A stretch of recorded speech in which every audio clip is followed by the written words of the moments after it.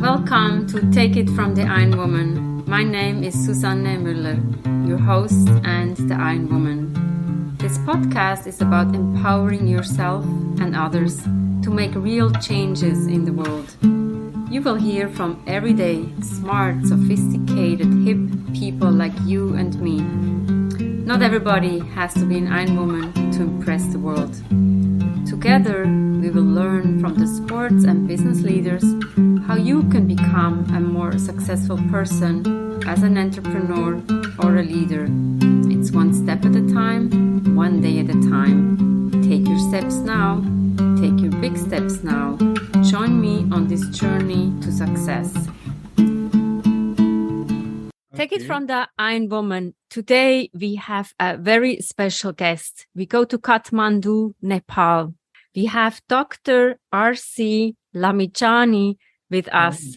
We met in 2009 at the Appreciative Inquiry conference in Kathmandu, Nepal. A lot of time has passed, but thanks to social media, we stayed in contact and I saw a little video clip of him and his team. We want to hear more. Thank you, Susanne. Thank you very much for this wonderful opportunity. Now, my name is RC Lamichhane. You already told that I live in Kathmandu, Nepal, and I have been working in Nepal as an appreciative inquiry consultant, coach, trainer, or facilitator for last almost 20 years. It was a great turning point of my life. In 1996, I used to work in remote village of Nepal. My work was to work with the community people, empower them. That time I was trained with the participatory rural appraisal process, and we had to go to village and ask people their problems. Then one day I happened to read an article about appreciative inquiry, and there were written three things, and that badly struck me.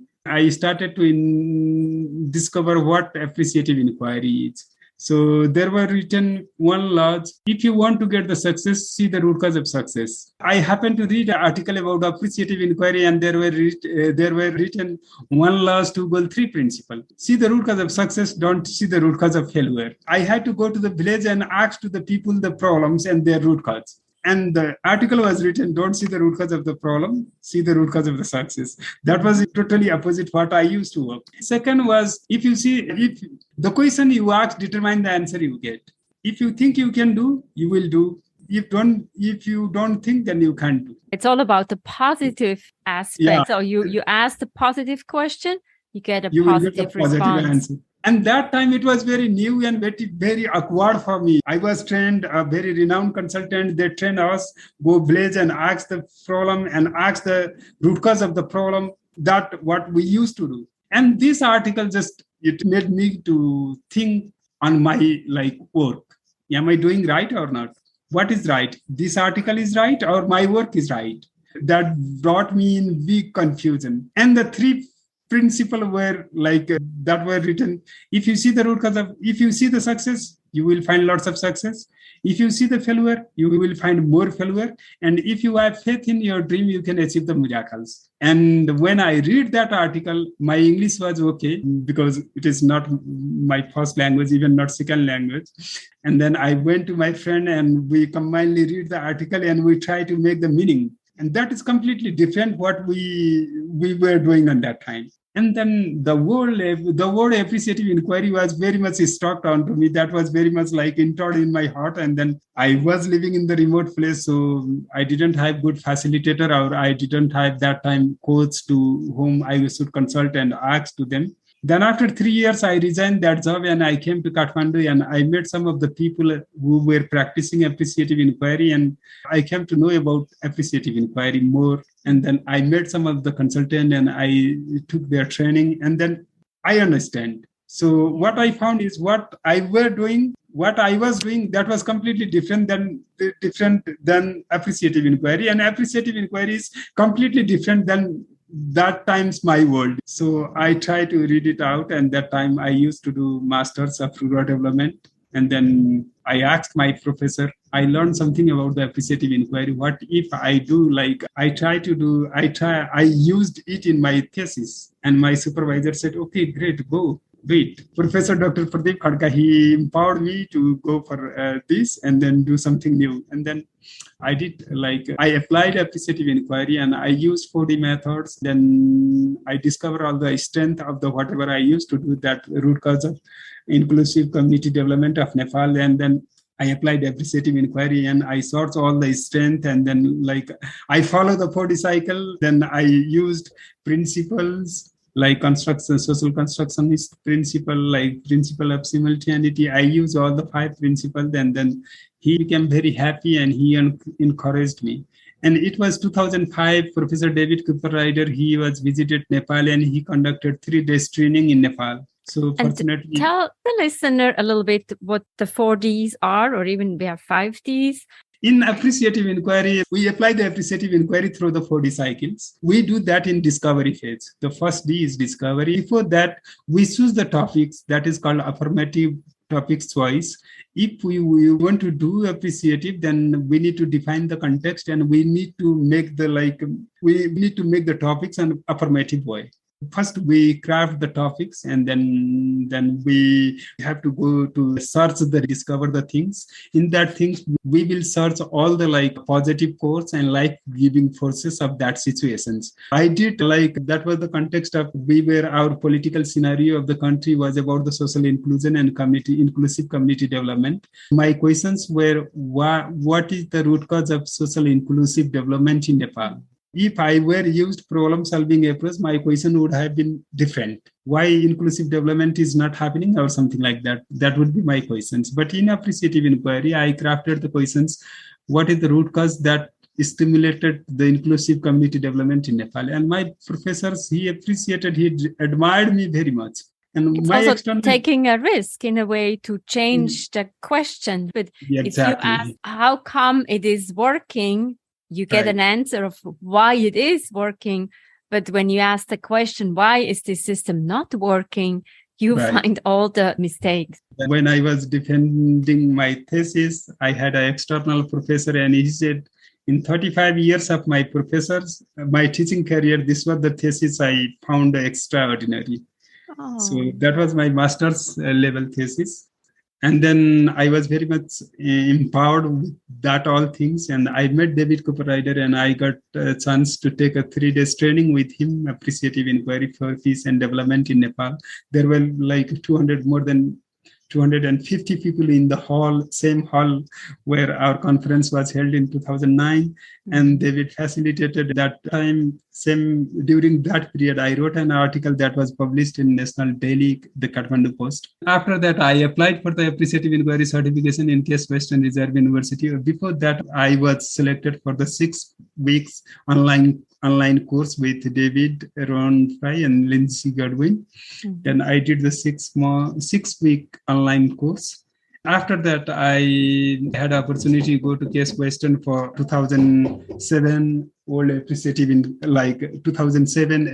Inquiry certification course. Since then, I'm regularly practicing appreciative inquiry in different types of organizations. Sometimes in NGOs, sometimes in government organizations, sometimes in private organizations, sometimes in banks and schools and a civil society organization, even with the rural areas.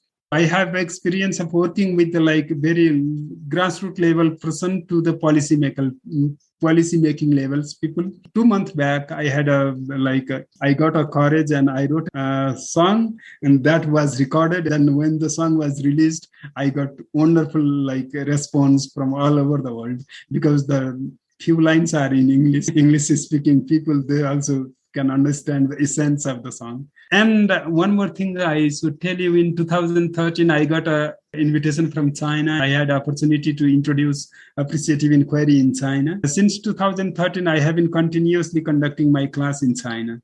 Even in I had a presentation in Bangladesh, in Korea, in UN Assembly, and then in Turkey, Malaysia, in Philippines. I have been working in East Asia. Tell us about some surprising elements that when you ask an affirmative question, that you also get an affirmative answer. Where have you seen the biggest change?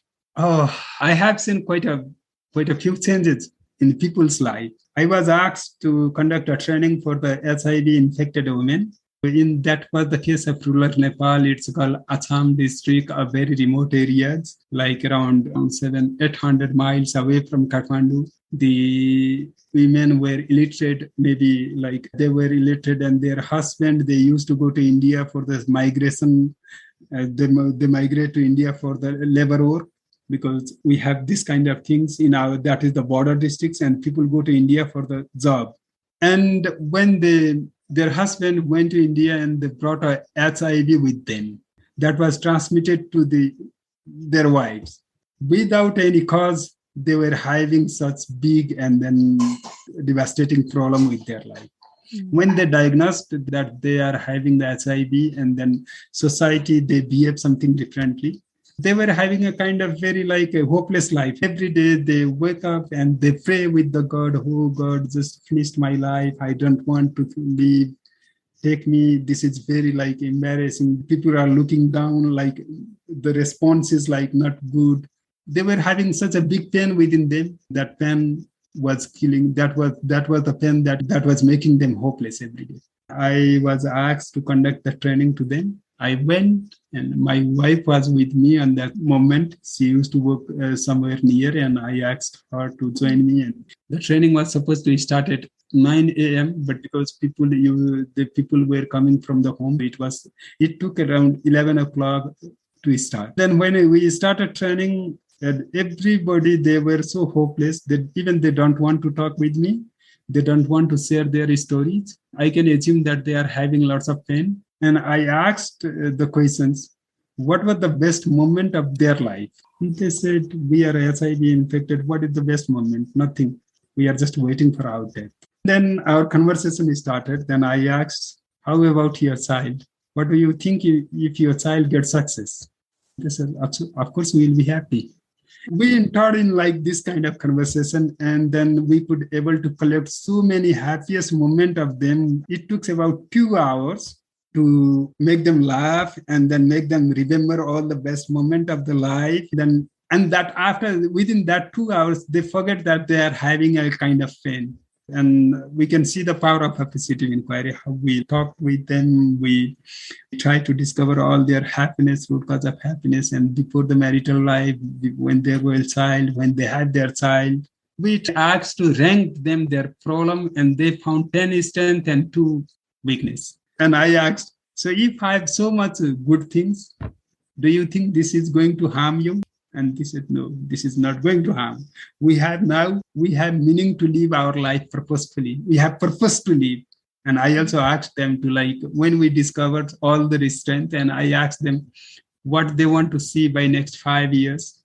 And their focus was completely shifted. They shifted their focus toward their children and family.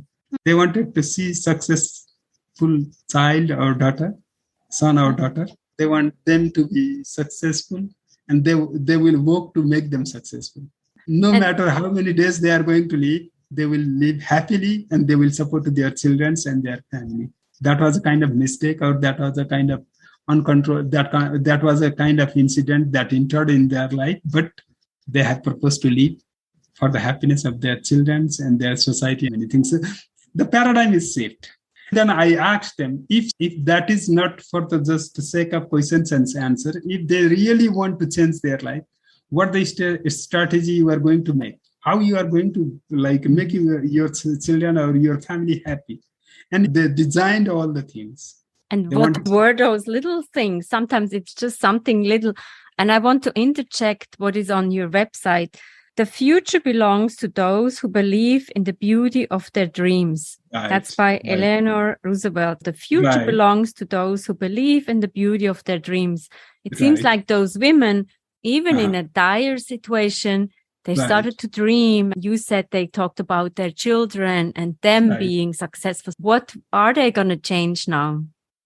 Now, I followed up, and a few years back, I had an opportunity to visit same areas, and they said that they are happy with their children because there were some medicine available, and then the pain became very less. Then they are totally focusing to their children and their family and activities. And after that incident, the family's members are very closely tied up. and supporting each other and try to understanding each other, and a whole family focus gone to children's educations and their like happiness. That is the great things like I found. And when we go through the process, that what I found is they are designing their own futures and then making the action plans. All 40 cycles they applied, they agreed to apply, and in fact they applied. It was 5:30, around 5:45 or something like that. The sun, it was near to sunset. We were closing and asked the reflection questions. How did you feel? Some of the women, they were very shy to speak me. They said that it was a wonderful day. Every day I used to pray. We used to pray for the death. From tomorrow, we will pray for the life. Miles to go, and then we have to live a long life. In 2015, I shared this story in Johannesburg.